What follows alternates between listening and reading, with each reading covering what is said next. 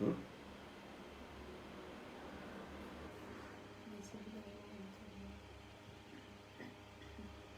Boa noite, minhas irmãs. Convidar aqui, ó. Estamos no Facebook. Aguardar aí o nosso querido Pastor Rodrigo. Boa noite.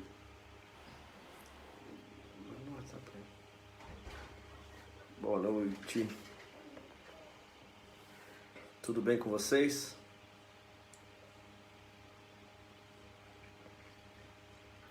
E aí, meu querido João? Tudo na paz? Elmar, Mariolina, Xandinho. Oi.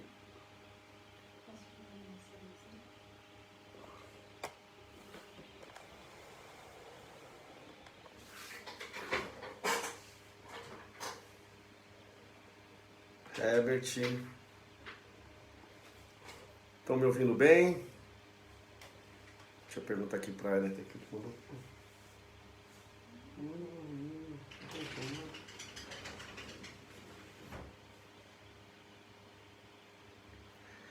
Pastor Givanildo com a gente também. Show de bola.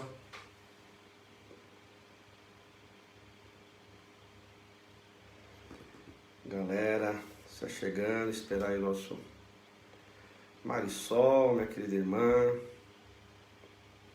Ô, rapaz, carinho grande.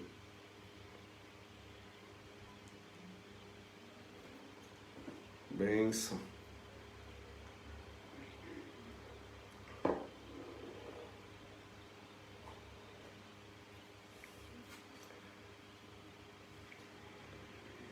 Aguardando aqui Marisol, o João, que já tiveram aula comigo e com o Rodrigo, vai ter dose dupla, hein? Estão preparados para essa dose dupla? Eita, nós. Pra galera aí que tá chegando, nós vamos agora, depois eu vou reforçar isso no final dessa live, nós vamos durante cinco quintas-feiras, cada quinta-feira um capítulo do Lamentações de Jeremias. Então, fica atento aí, todas as quintas, nesse mesmo horário, 8 horas da noite, nós vamos trabalhar capítulo por capítulo. Vai ser muito bacana, muito bacana. Seja bem-vindo, irmã Ana Maria, Aline. Chegou aqui o Rodrigo. Vamos lá, vamos pegar aqui o Rodrigo. Vamos tentar aqui adicionar o Rodrigão aqui para estar com a gente. Vamos ver aí, Rodrigo. Opa! Vixe! Eita ferro, como diria outros. Deixa eu colocar assim.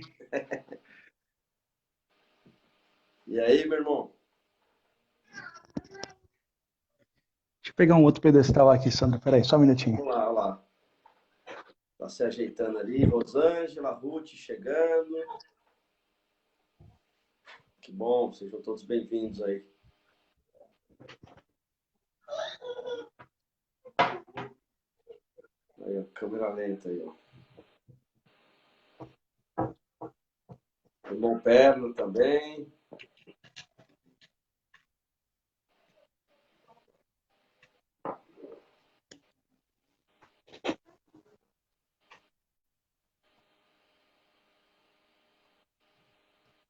Boa noite. Boa noite. Chegando aí também.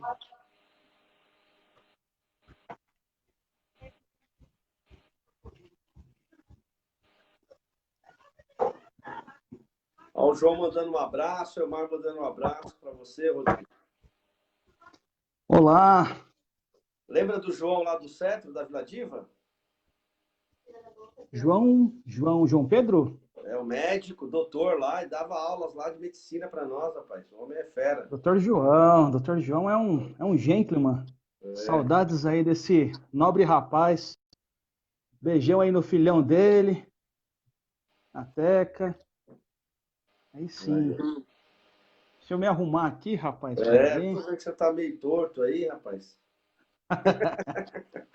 Vou mudar a disposição da casa para acertar aqui a. Ai, É, acho que agora tá ficando certinho aqui. agora sim, hein? Agora sim. É, rapaz. Pessoal, desculpa quem tem labirintite aí, viu?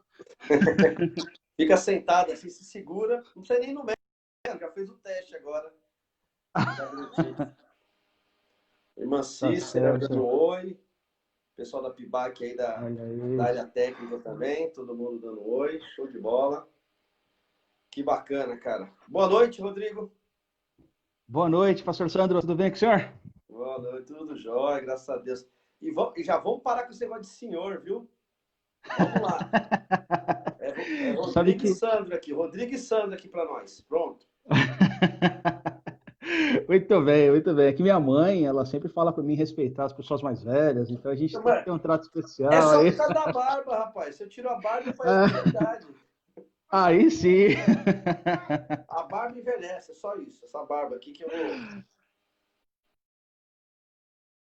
Uma hora eu tiro, mas por enquanto eu vou ficar assim mesmo. Muito bom, muito bom. Rapaz, minha Aí, câmera tá boa aí para você? Você tá conseguindo me ver? tá meio em câmera lenta novamente, mas tá caminhando. Tá indo bem, agora ficou É, legal. os comentários estão em cima, eu não tô conseguindo ver se tá bom. Imagino que É, esteja, né? é. Mas dá aí um boa noite aí, Feitosa também, lá de Alphaville tá aqui com a gente também, lá da Igreja Batista Memorial lá do Sidney tá com a gente, o João, como eu já respondi, falei, Olha que a legal. Marisol tá aí com a gente, mandando um abraço para você também, Rodrigo, quando você tava aí Oi, Marisol. fazendo. Elmar falou boa noite, pastor Rodrigo, Xandinho, tá todo mundo firme e forte. Boa noite, gente. Tudo bem com vocês? Primeira mão aqui, eu já vou começar esse nosso bate-papo dando uma notícia muito bacana para vocês que nos assistem aí no Facebook, depois que vai ficar gravado também, acredito que vocês vão ver novamente.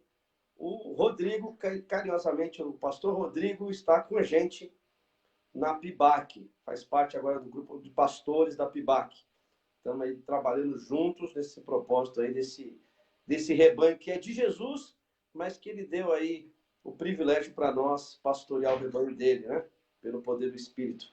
Então a gente está muito alegre, muito feliz por você estar com a gente. Vão ser 5 quintas-feiras, nós dois juntos, né? Show. Mas eu deixei o tema e a proposta contigo, tá? Não falei tudo, não. Tá Esperei certo. você chegar para falar o tema da nossa reflexão dessas 5 quintas-feiras. E também você dá as boas-vindas você já deu para o grupo de diretoria, para a liderança, para os grupos de WhatsApp e agora nas redes sociais. Mais uma vez, seja bem-vindo à nossa comunidade na Primeira Igreja Batista de Coabiú, meu amigo. Você, a Flávia e a Diana, todos sejam bem-vindos. Muito bom, muito bom. Obrigado, pastor Sandro. Obrigado a toda a família Pibac. Pessoal, a todos boa noite. Estou aqui muito contente, radiante de alegria aí por estar pertencendo a uma igreja que está ativa, que está funcionando aí nesse período de pandemia. Tenho amigos queridos aí que estão se manifestando e eu fico muito feliz aí de perceber aí que tem pessoas muito queridas, muito especiais aí, viu? No mais, creio que amanhã a gente vai estar inaugurando um vídeo especial, né, Sandra? Uma surpresa aí para o Dia dos Namorados. Vocês vão conhecer melhor a minha família.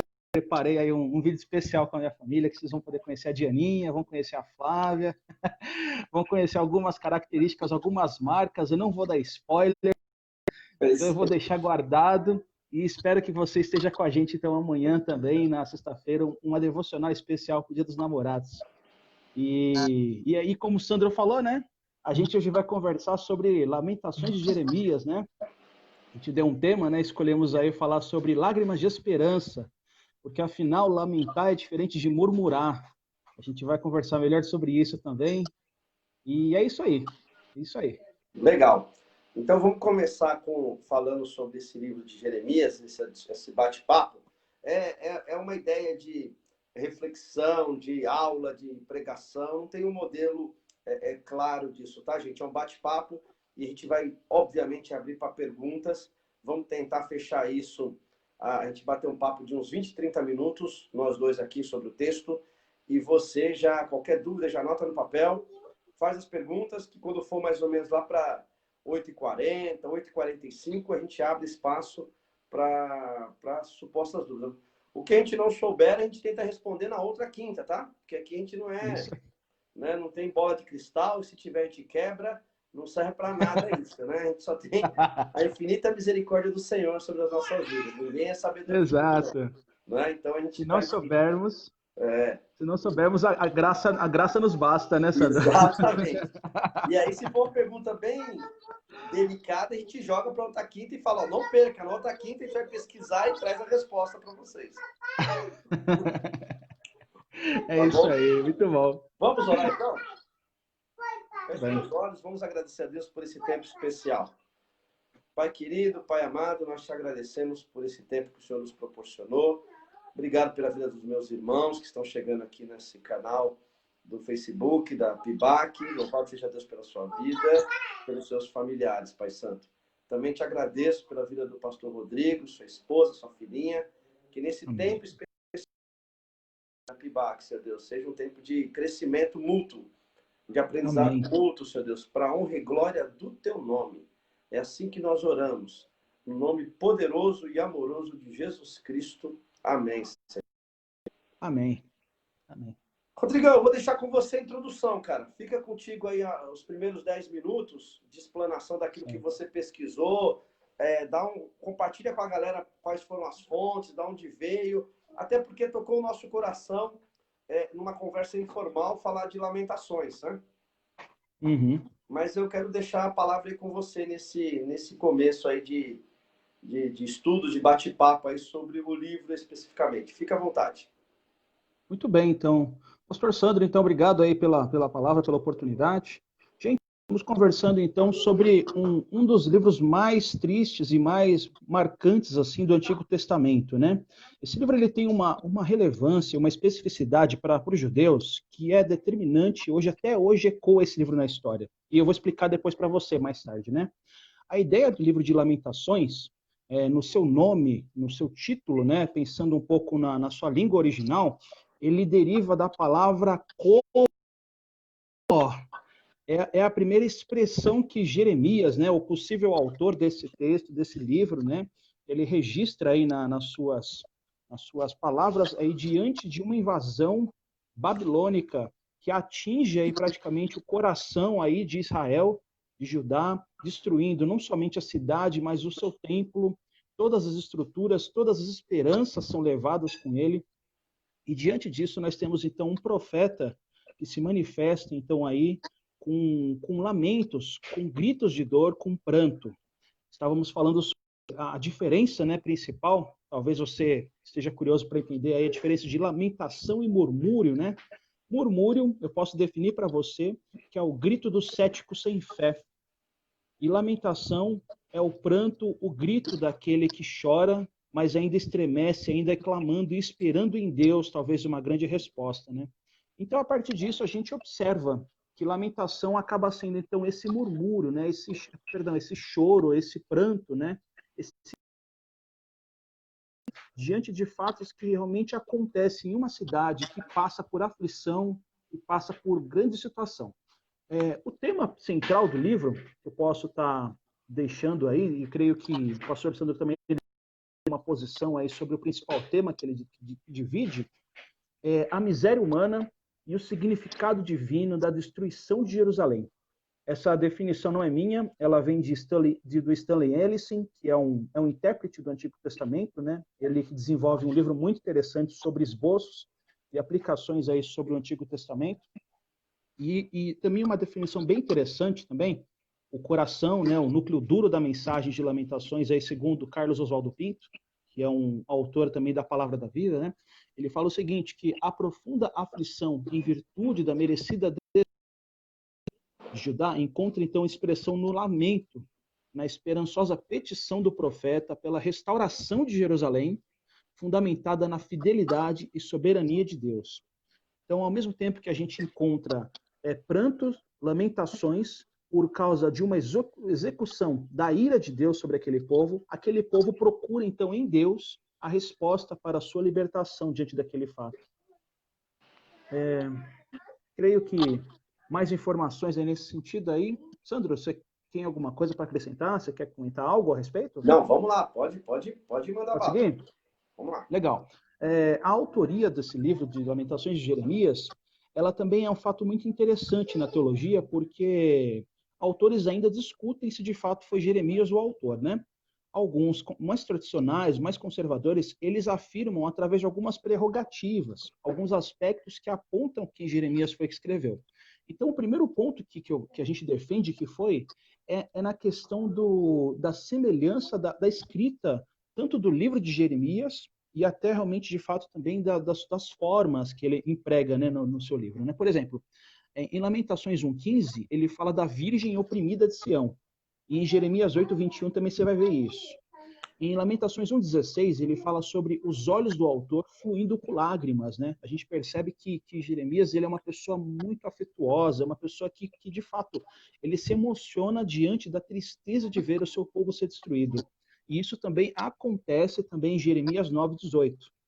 A gente vai ver também que existe o cálice da ira de Deus, um ponto teológico muito interessante que mostra que Deus ele tem assim uma devida tolerância diante do mal da sociedade, diante do mal de um estado.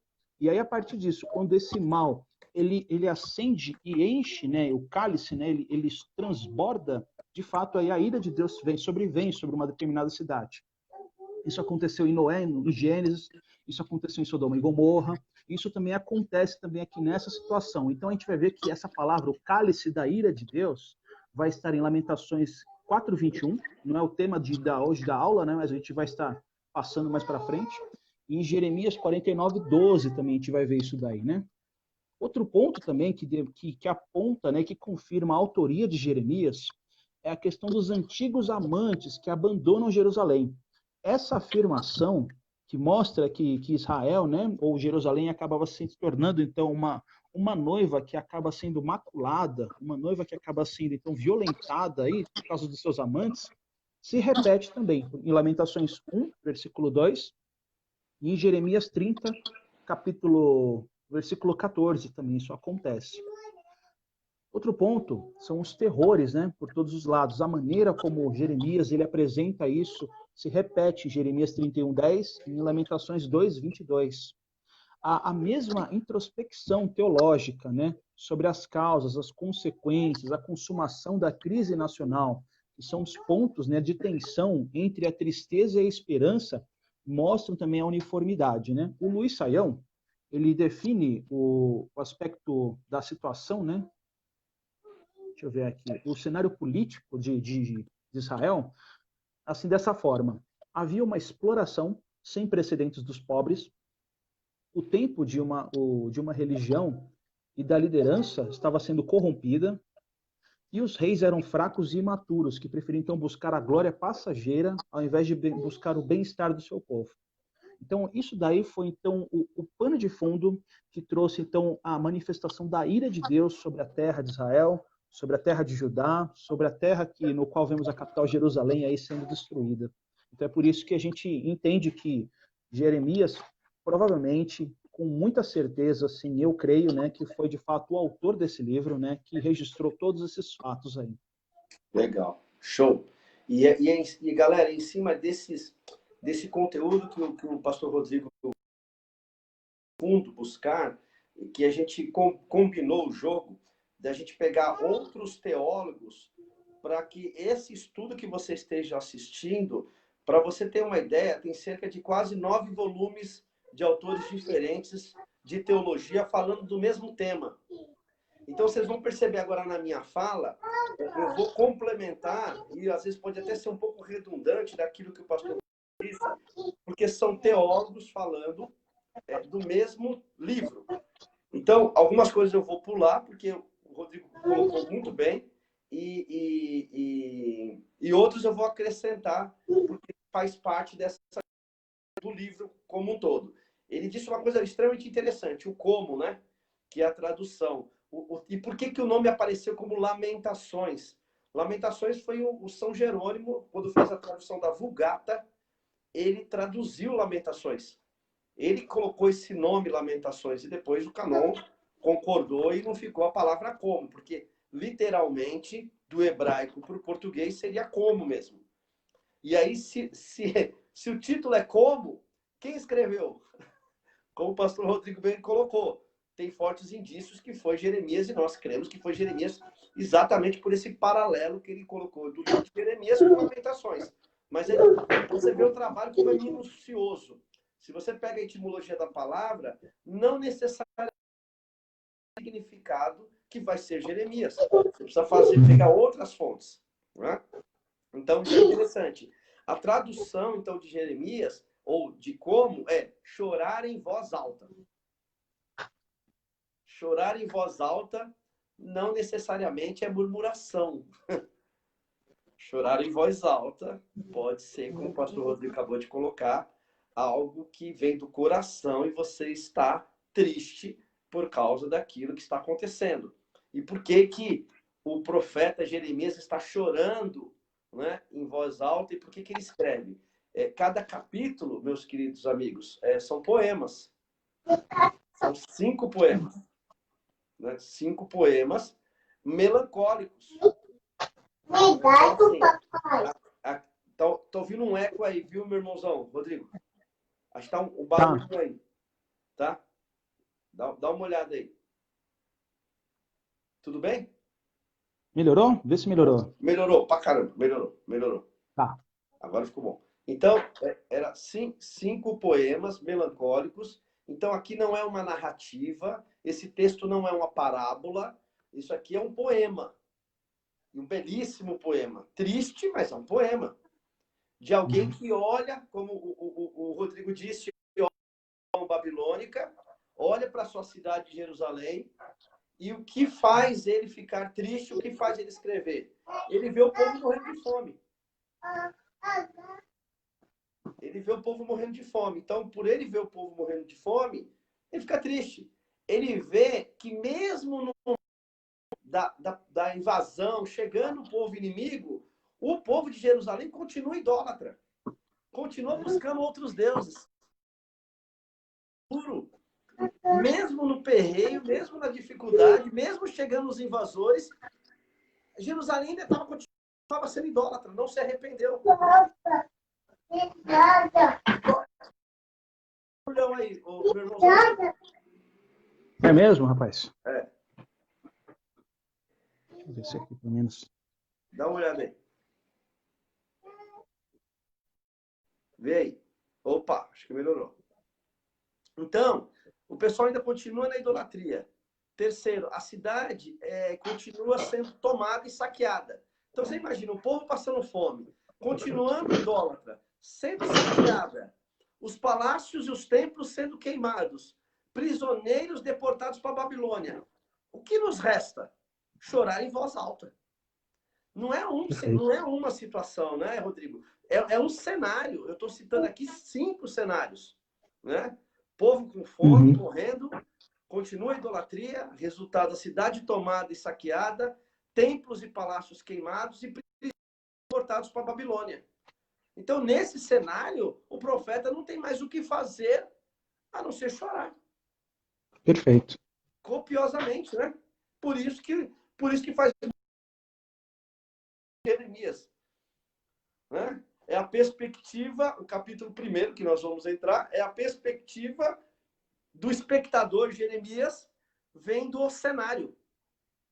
Ele, na realidade dele. Então, você imagina, você que nos assiste aqui, a pandemia, guerra política, os crentes se desviando, fome na sua casa e na minha, os templos sendo queimados, o povo não acreditando mais em Deus, achando que Deus esqueceu da gente, pessoas sendo prisioneiras, homens de bem, ninguém podendo trabalhar. O que nos resta? Chorar. Tempo de angústia.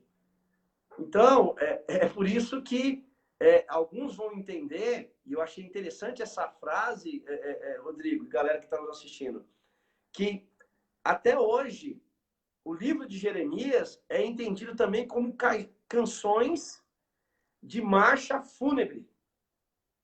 Sim. Relatando a destruição e a morte de Jerusalém, até os dias de hoje. Uma vez por ano, o povo judeu lembra claramente do que aconteceu, tanto com a Babilônia, quando destrói, depois que aconteceu com Roma. Eles relatam a destruição também do templo em Roma, no Império Romano, com o livro de Lamentações. É importante a gente recordar, eu imagino que quem está nos acompanhando talvez esteja tentando imaginar cronologicamente onde a gente está, né, no período histórico da palavra da Bíblia, né? Então, a gente tem que pensar que Jeremias, então, ele acaba sendo um contemporâneo ali na região, ele está vivendo após a morte de Saul, após a morte de Davi, após a morte de Salomão. Era um período de reinado unido.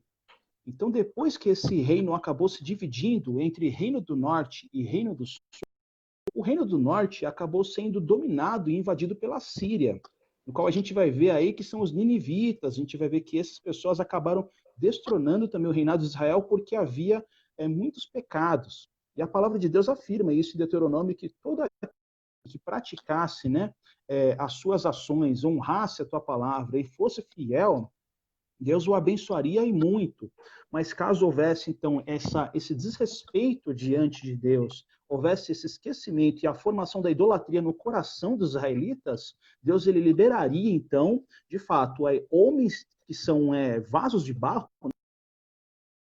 destruir a cidade. Então, no norte, Deus usou, então, a Síria, a gente vai ver isso daí com a história de Jonas, por exemplo, né? A gente vai ver, então, essa invasão Síria, que acabou destruindo toda a cidade de Israel.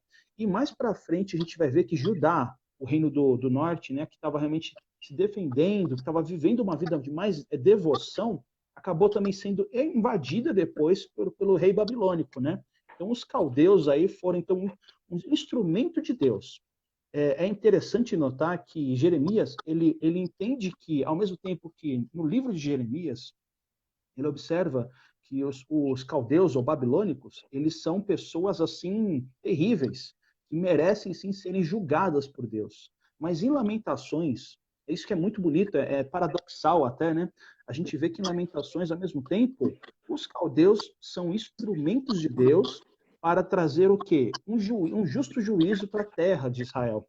Então a gente percebe que a frase de Lutero, que ele dizia que Satanás é o bulldog de Deus, na sua coleira, prova-se isso. Porque a gente percebe que Abacuque também, sendo um desses contemporâneos, esses profetas contemporâneos, ele afirma, Senhor, essa terra está terrível demais, as pessoas não te respeitam, não te obedecem, eu sou um profeta que fala ao vento. Então Deus ele fala assim, muito bem, vou te mostrar um currículo da pessoa que eu vou trazer aqui para justificar tudo isso. Olha só, esse vai ser o povo terrível, povo cruel. Aí Abacuque fica assim, falou, meu Deus do céu, mas os babilônicos são terríveis. Ele falou, pois é, essas são as pessoas que vão ser meu instrumento para trazer juízo então para o povo, né? Então essa que é a realidade que a gente tem que pensar ao imaginar então a realidade de Jeremias, né?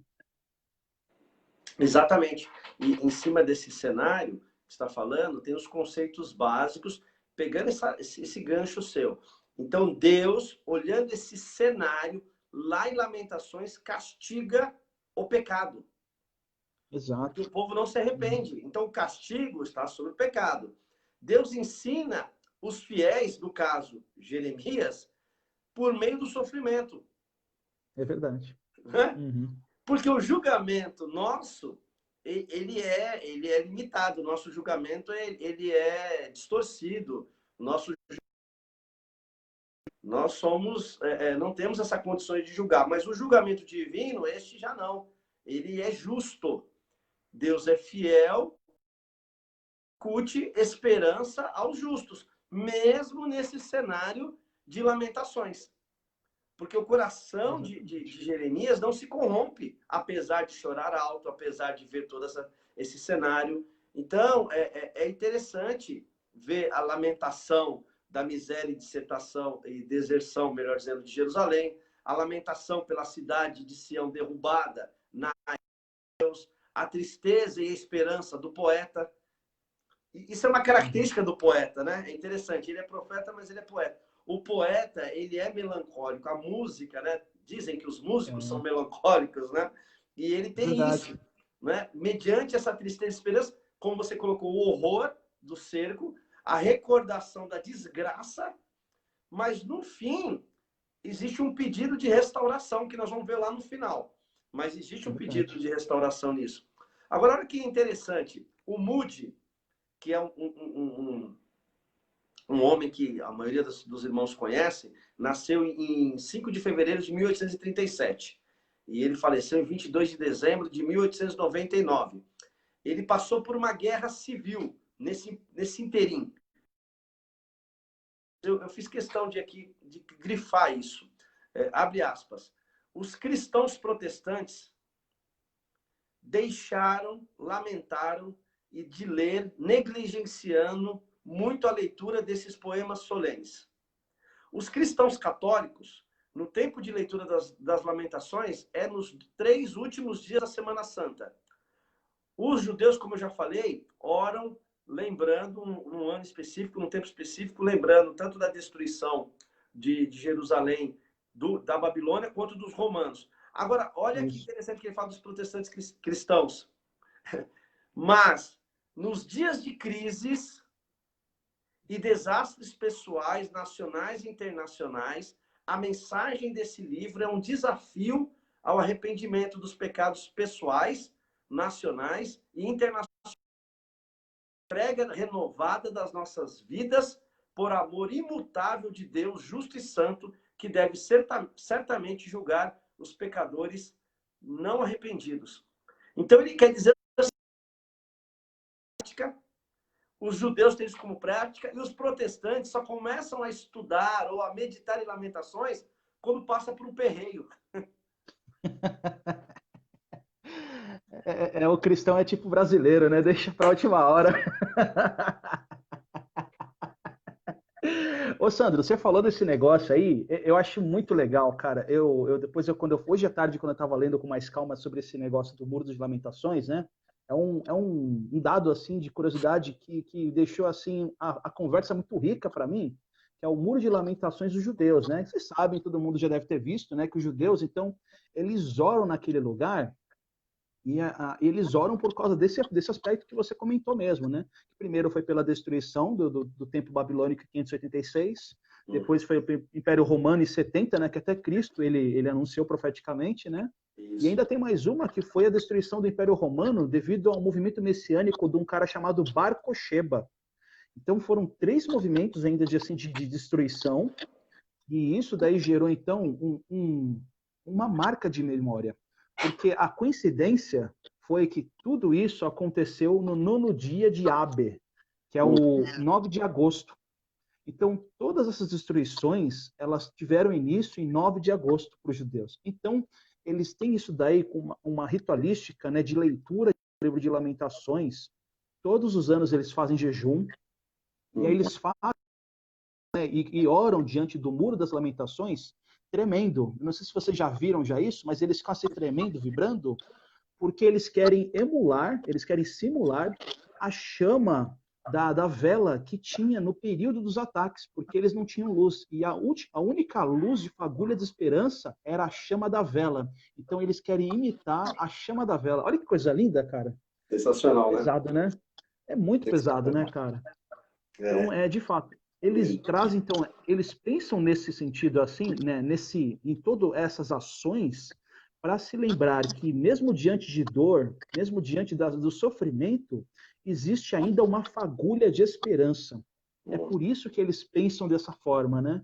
Infelizmente, eles não conectam, né, o de Cristo com Jesus. É uma pena, né? Mas ainda eles têm ainda essa esperança da unidade, né? E isso que você falou é uma deixa, né? Porque nós deveríamos pensar, em tempo de pandemia, não é pecado chorar alto. Não é pecado se lamentar. Você que está na sua casa aí, fala, poxa, aqui eu estou com o coração angustiado, estou triste. Isso não é pecado. A depressão é o diabo colocando isso no meu coração. essas doenças psicossomáticas, isso aí é o capeta, é Deus botando castigo na minha vida, na nação. Não, exatamente porque se você não tivesse Jesus, eu acho normal você pensar tudo isso. Exatamente pela palavra do pastor Rodrigo. Quando a gente não faz a conexão com o Cristo, eu vejo a coisa mais natural você acreditar que Deus está castigando a nação. Eu vejo a coisa mais natural você achar que é o diabo que está deitando e rolando aqui. E você achar e qualquer outra coisa. Agora, quando você tem o Cristo, o Messias que já chegou, aí as coisas ficam claras, né?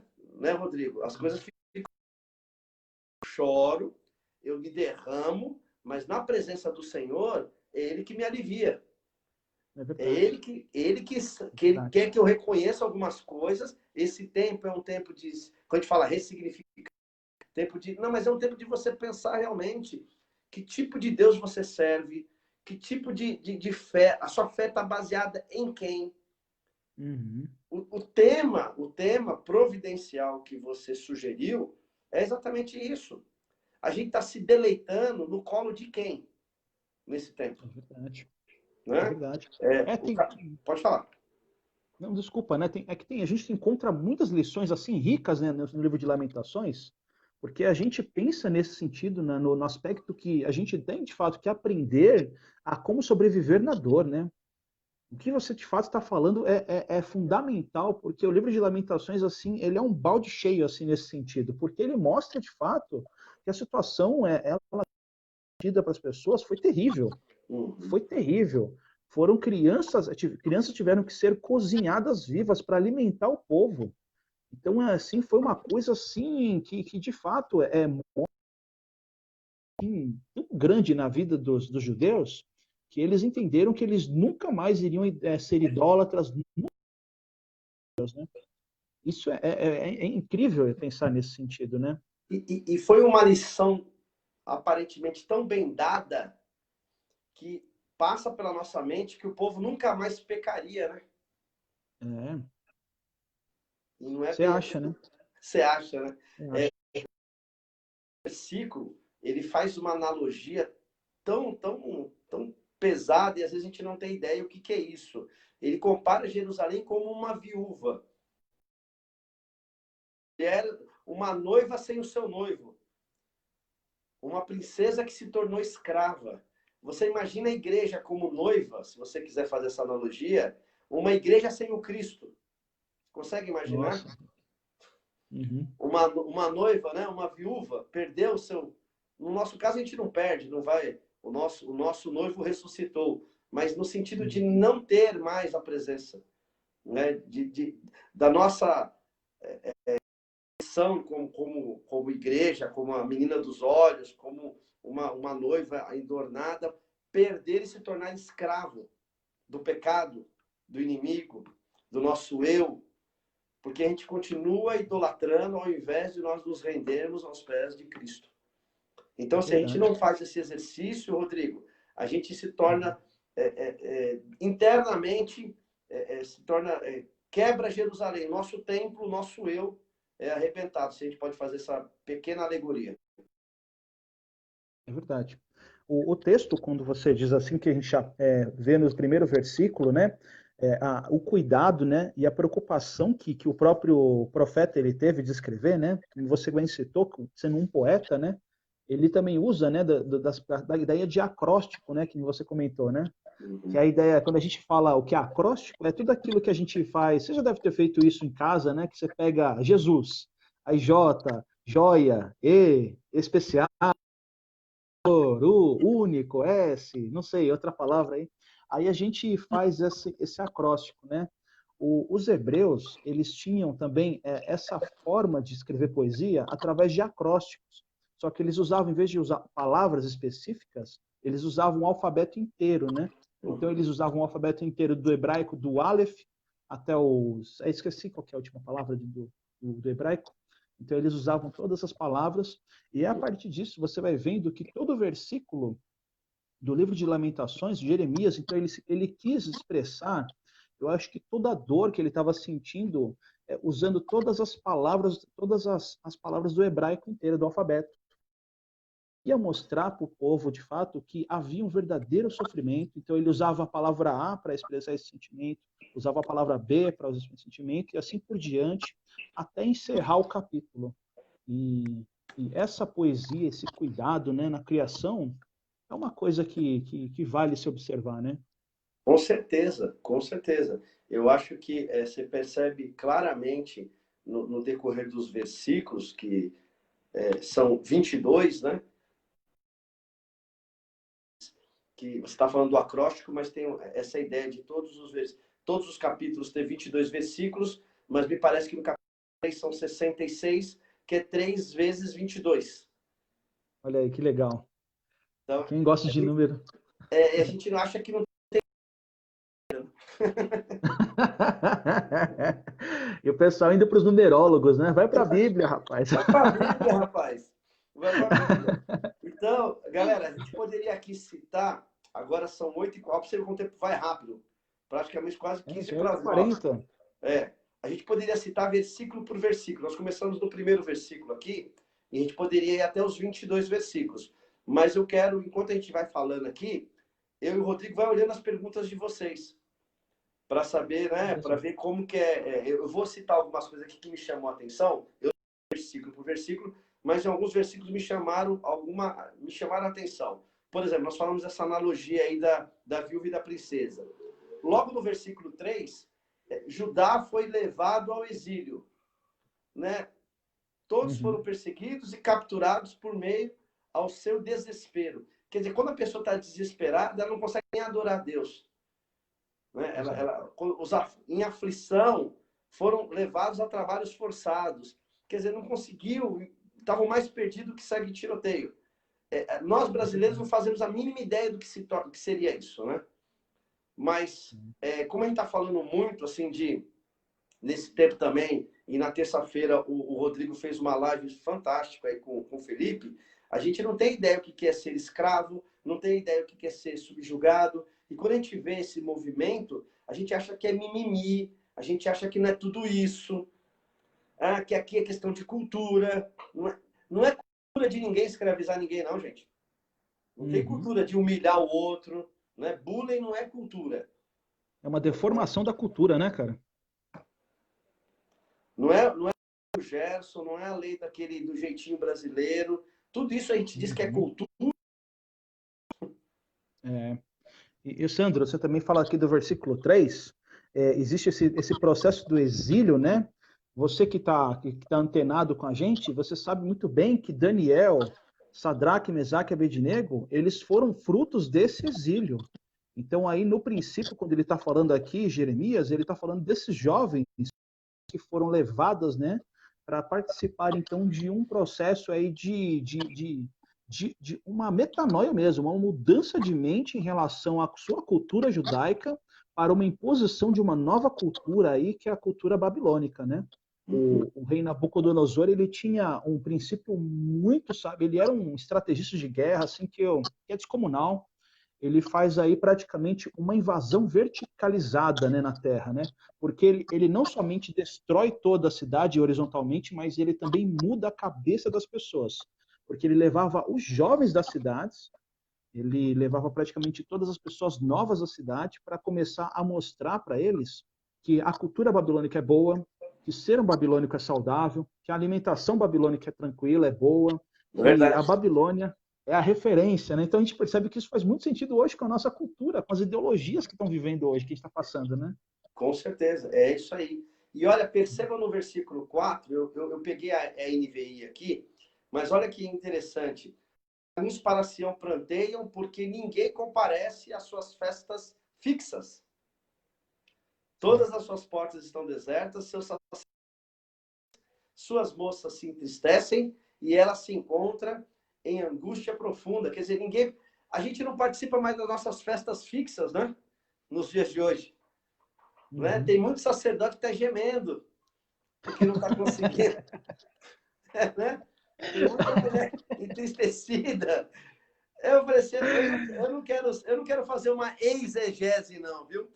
Mas é interessante, né? É verdade. Ver algumas coisas acontecendo no texto que a galera não está participando de festa fixa. Então, será que é um exílio? Será que é momento realmente de reflexão, né?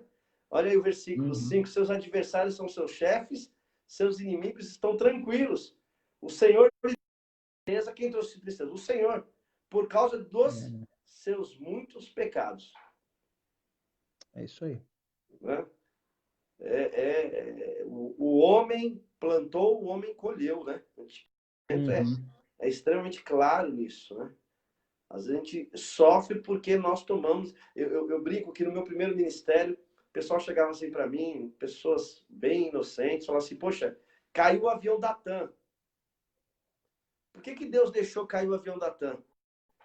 E eu, naquele meu afã de querer responder, Rodrigo, eu falava assim, me tira uma dúvida, por que os aviões que não caíram, você não fala, por que Deus não deixou cair os aviões, que tem tantos aviões que não caem?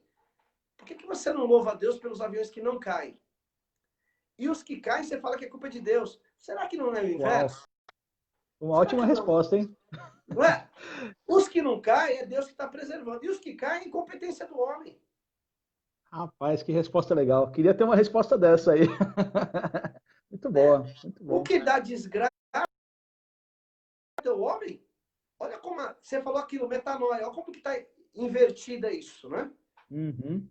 O que dá errado, gente, é porque o homem perdeu a mão. O que dá certo é porque Deus está no negócio aí, cuidando. Exatamente. Não é? Então, exatamente. Não, eu estou acompanhando esse raciocínio. Então, eu tive essa percepção, né?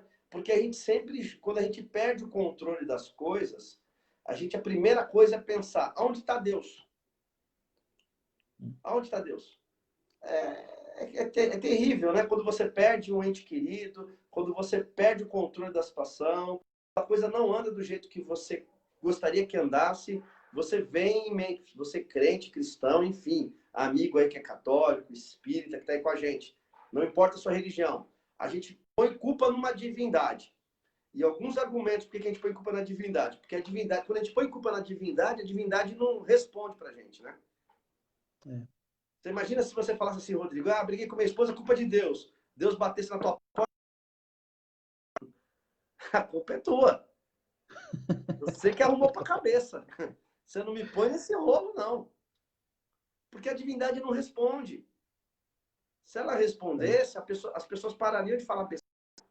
Então, a gente brinca muito com isso, mas a gente põe culpa em ninguém que responde. E quando a gente não tem resposta, joga na conta de Deus, né? Joga na conta de uma divindade, sei lá, qual é a sua religião, Alá, Buda, não importa. Você coloca na culpa dele. Por quê?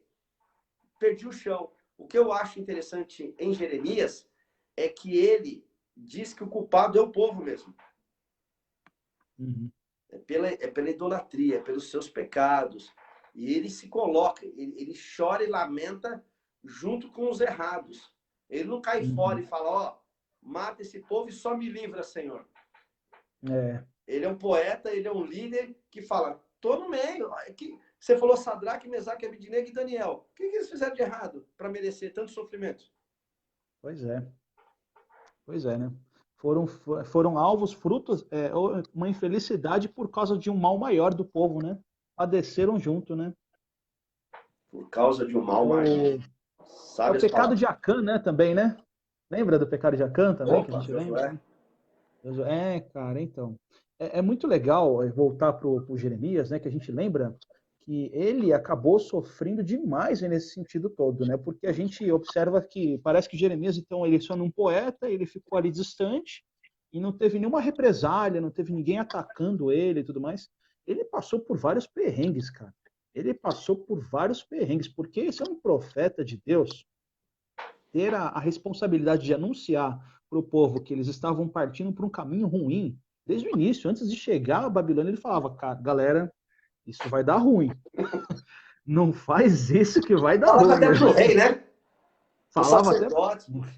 Falou pro Josias, então. Aí, isso daí, a galera, então, fez o quê? Chamou ele de herege, chamou ele de pagão, chamou ele de traidor da nação. Aí ele foi pro Egito se refugiar, porque ele quase morreu. Aí, na região do Egito, onde ele ficou escondido, Aí alguns judeus, hebreus que estavam por lá, viram ele lá, falou assim, o traidor aí. Quase apedrejaram o cara e quase morreu de novo por causa disso. E aí, diante da situação, olha só que vida de jovem profeta, né? Sabendo da situação da Babilônia que chegou, invadiu, ele ouviu os barulhos, ouviu o fogo sendo instado todo, ele ficou aí nesse tempo, aí 50 anos, aí acompanhando toda essa situação, chorando nos corredores, na periferia, anunciando aí de fato que Deus ainda estava intercedendo e cuidando deles, ainda Deus era Deus ainda. Olha que pesado, cara. O rei e o sacerdote queriam profetas que falassem aquilo e não queriam ouvir a voz de Deus através do profeta. Tem muita gente assim, né? Me fala uma palavra aí, pastor, para acalmar meu coração. Arruma a tua casa. Ai, não, esse eu não quero, não. Eu quero um que me dá prosperidade. Você lembra daquela caixinha de bênção que você lia o versículo? Só tinha versículo bom, cara? Só faltou um papagaio, uma musiquinha e pegar. É quase isso mesmo. Que isso, cara? Eu não vou nessa igreja, cara. não, porque nada dá certo. O pastor só prega a mensagem pesada, sai fora. Eu quero ouvir só fica falando que eu tenho que melhorar, que eu tenho que me Cristo cresça. Parece que eu não sirvo para nada. Parece que eu tenho que melhorar todo dia. Não me elogia, não fala nada. Só fica falando que eu tenho que me humilhar na presença do Senhor. Não muda. Vira e mexe, ele entra nesse assunto.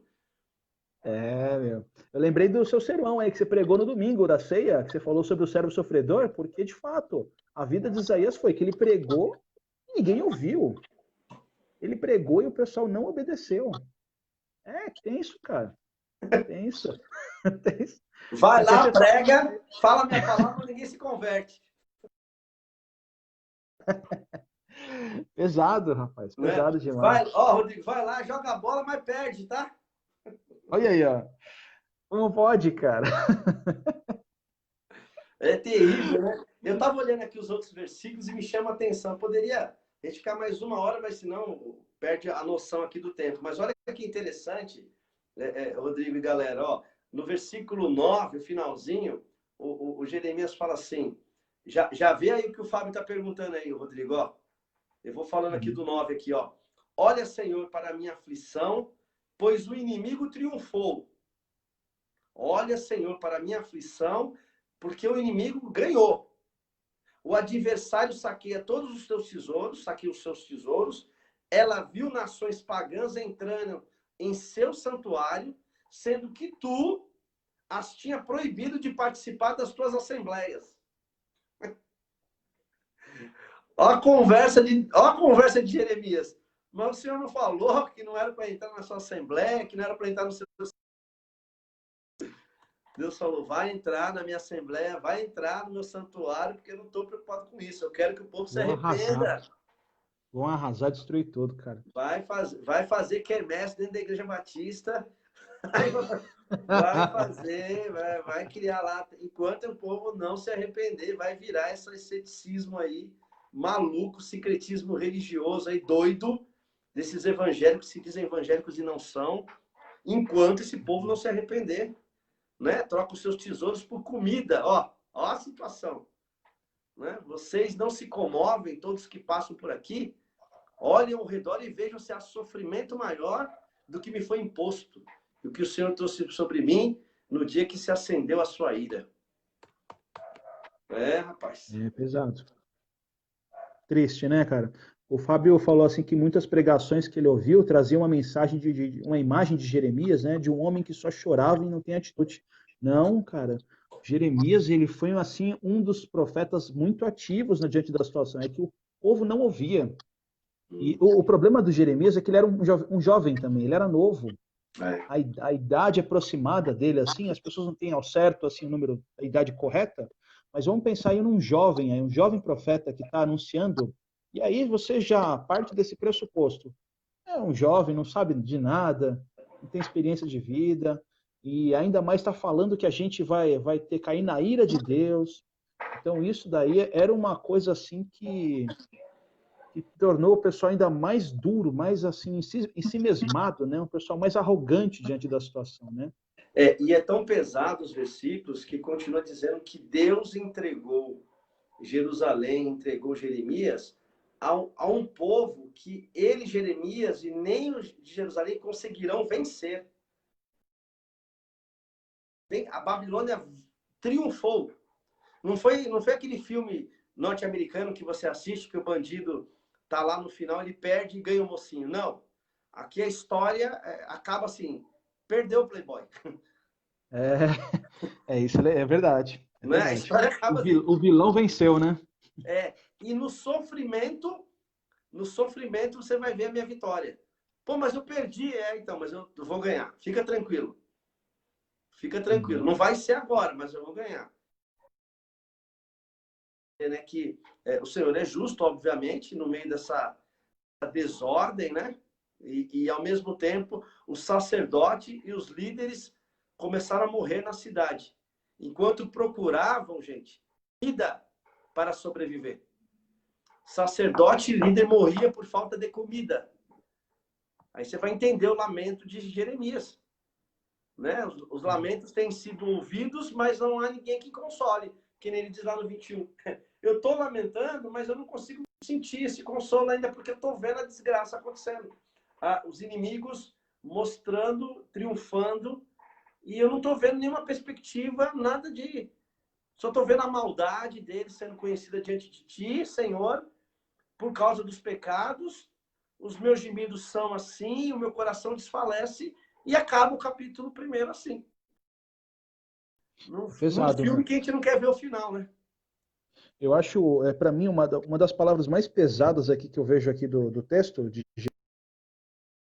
ele fala aqui deixa eu ver se eu localizo aqui, você estava lendo, eu estava acompanhando, aqui, versículo 8, olha, Jerusalém pecou terrivelmente, por isso foi jogada fora como trapo imundo. Eu estou aqui na NVT. Trapo imundo é como se fosse, com perdão da palavra, é o É isso mesmo. É a imundícia, assim, levada no... Porque uma mulher, quando tinha as suas semanas difíceis aqui, elas acabavam ficando isoladas por causa de risco de contaminação, de infecção.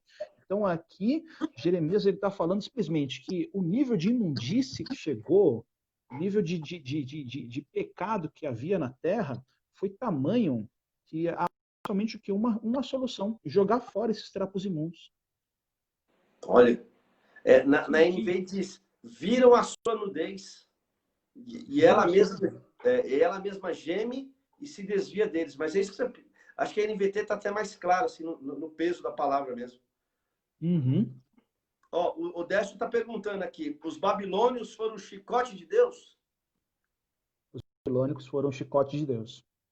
Os babilônicos, os assírios, Ciro, Nabucodonosor, Lula, Bolsonaro, para alguns, a gente percebe que às vezes os poderes que Deus ele institui para o povo, as autoridades que ele coloca, né, brincadeiras à parte, a gente vê César, Nero, Tito, são de fato assim o chicote de Deus. Verdade, verdade. Galera, nós estamos chegando a 9 horas e eu quero saber, além da pergunta aí bacana aí da observação do Décio e do Fábio, se tem mais algum outro papo, enquanto a gente vai abrir aqui espaço agora para as considerações finais aí do Rodrigo. Vamos lá, Rodrigão. Rapaz, eu entendo que a proposta de estudar o livro de Lamentações de Jeremias vai nos trazer aí um amplo espectro de reflexão, né? Primeiro sobre a realidade de judeus, de Jerusalém, né? No princípio de arrependimento, de entendimento que Deus, ele tudo sobre até os males que acontecem sobre nossas vidas, e também aí um aspecto também de reflexão aí sobre vida de excelência, porque Jeremias, tendo todos os motivos para largar a mão, jogar os pergaminhos longe, e ir embora de lá, né, sair para ficar numa situação melhor, ele permaneceu fiel, ele permaneceu anunciando a sua palavra, ele permaneceu fiel, vivendo a dificuldade com o seu povo, porque ele afirmava que não era o seu pecado, ele falava é o nosso pecado. Finalmente, a gente percebe que ele permaneceu, depois aí nos próximos capítulos a gente vai conversar sobre isso, né? A gente vai ver que Jeremias ele foi fundamental para alimentar o fio de esperança, a fagulha de esperança no coração daqueles que passaram essa dificuldade. Então a gente tem aí dois espectros aí fortíssimos para estudar esse livro, e eu estou muito animado. Estou aqui aprendendo junto aqui com vocês aí, o Sandro também. Então eu fico muito feliz aí de estar participando aí desse momento tão especial aí com a gente. Legal, é exatamente isso. Quando você lê em casa, eu peço encarecidamente que você faça uma leitura do capítulo primeiro, e se você conseguir até a próxima quinta ler o segundo, primeiro momento, assim, a olho nu, como um poema. Tenta ler simplesmente pela leitura de um poema, sabe? Assim como você lê Salmos, que tem palavras que confortam o nosso coração. Eu sei que aqui no primeiro capítulo, dificilmente você vai se sentir consolado, mas é um poema realista, de um cenário que vocês acabaram de aprender junto com a gente aqui, uns com os outros, de um cenário de destruição, de um cenário de domínio de um inimigo perante a Jerusalém, como o pastor Rodrigo colocou muito bem, né?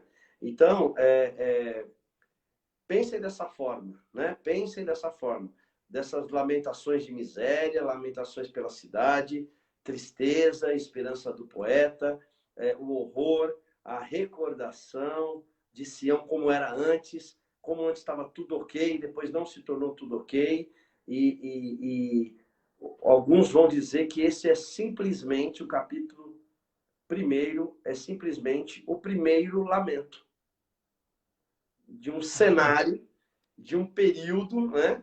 De um período doloroso, de Jerusalém. Então, pensem desta forma, que é um primeiro lamento. Então, você imagina qual o momento que esse homem está escrevendo, né? Vai dizer que é de 586 a 516 a.C. Mas você imagina esse homem escrevendo. Quantas lágrimas caíram no meio dessa escrita? Quantas vezes você acha que ele refez, orou, pedindo orientação, pedindo que Deus acalmasse o coração dele? Às vezes a gente tem essa experiência, quando a gente está muito triste, a gente começa a escrever. Meninas que têm esse negócio de diário, né? Começa a relatar. Quem tem diário sabe como que é. E vai tirando aquilo do coração para não ter que falar com ninguém, para querer desabafar com alguém, fica escrevendo. E às vezes a escrita às vezes relaxa a gente, né? Quando ele está preparando uma mensagem, né, Rodrigo? Começa a ler, parece que a gente desliga de tudo e começa ali. E ali o momento de oração, o momento de escrita, o momento que ele contemplou o Senhor, que ele pediu orientação do Senhor, e que depois essa carta, né, essa lamentação, esse poema, foi repassada por tantas gerações, e nós somos privilegiados de ter em nossas mãos, né, esse texto tão lindo da palavra de Deus. Que você continue clamando ao Senhor e ver que teve momentos da Bíblia que é bem pior que a pandemia, viu? A gente aqui é uma gotinha no oceano, viu? É verdade. Eu tenho um amigo meu no meio corporativo que falava assim, nem tudo que tá ruim não possa piorar, viu? Toma cuidado. A gente acha que as coisas são por tudo que ele é e por esse tempo especial que ele nos deu para aprender uns com os outros aqui. Olha a pergunta da Marisol, você conseguiu aí ver? Vi, sim. Na nossa caminhada cristã, muitas vezes é exatamente assim. Deus permite que percamos coisas que julgamos importantes para ganhar outras muito maiores. Exatamente. A gente percebe aí que a mensagem de Jeremias aí, a maior preocupação de Deus é conseguir um coração sincero, né? É conseguir um coração aí que fugia da idolatria, né? Idolatria não é no sentido somente de imagens, né? Somente de estátuas de pedra ou pau, né? Que estava colocando Deus no lugar de poder, Deus no lugar da soberania, de Deus sobre a sua situação, sobre corrupção. Então, a gente percebe que é isso mesmo. O Fábio também colocou uma coisa bem legal. Deveríamos lamentar e chorar mais e argumentar menos. Legal. Fábio, eu acho que a oração de Jeremias é de falar, de afirmar, eu acho que isso quebraria todo esse sistema ideológico e político que a gente está vivendo, em acusar, né? A gente deveria chorar de uma maneira generalizada, assim, pelo nosso país, pela nossa nação, né? Alexandre Almeida, nas devidas proporções, nós podemos nos colocar no lugar do povo de Israel? Aí, Sandra, eu vou deixar essa para você. Nas, nas devidas proporções, nós devemos nos colocar no povo de Israel com o Cristo sendo mediador. Aí sim. Porque o castigo que nos trouxe a paz está na cruz, já foi pago. Então a gente não está passando pela pandemia por causa dos nossos pecados. Porque Jesus pagou, Xandinho, de uma vez por todas, os nossos pecados. E a pandemia é resultado da incompetência do homem mesmo. Perante a natureza, perante o seu individualismo, perante a sua idolatria pelo dinheiro, pelo poder e pela fama. Dá no que dá. Estraga o planeta, estraga as relações interpessoais e estraga a relação com o divino. Mas graças a Deus, que pelo sangue do Cordeiro, ele nos uniu. E nós não estamos nessa loucura. Nós estamos na loucura do Evangelho, na graça de Deus. Então a gente se compara com Israel e a nossa grande... sabe quando você fala assim, eu tenho um amigo que ele é muito legal, pena que ele não aceitou Jesus? Israel é muito legal, pena que não aceitou Jesus. Eu gosto muito de Israel, sensacional. Muito bom. Se converter a Cristo, ó, tamo junto, Israel. Enquanto isso... Genial. Muito bom. Beleza, Xandinho? Beleza, meus amigos? Muito Fechou? bom, muito bom.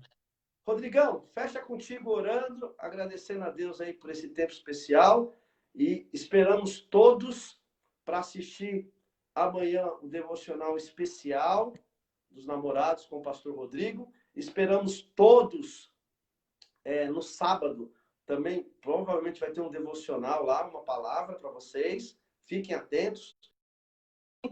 Pela manhã, o nosso culto, quem vai pregar é o pastor Rodrigo também. Estamos todos juntos, meus queridos, unidos por aquele que é maior do que está no mundo, que está em nós, Cristo Jesus. Amém. Amém. Vamos orar então? Fechemos nossos olhos. Oremos.